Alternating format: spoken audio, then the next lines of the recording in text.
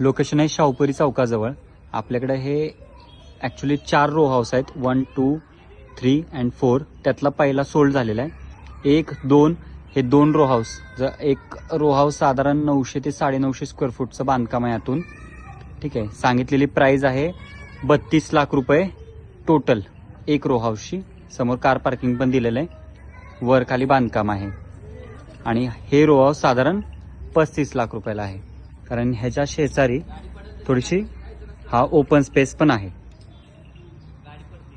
Separate bore मारलेले.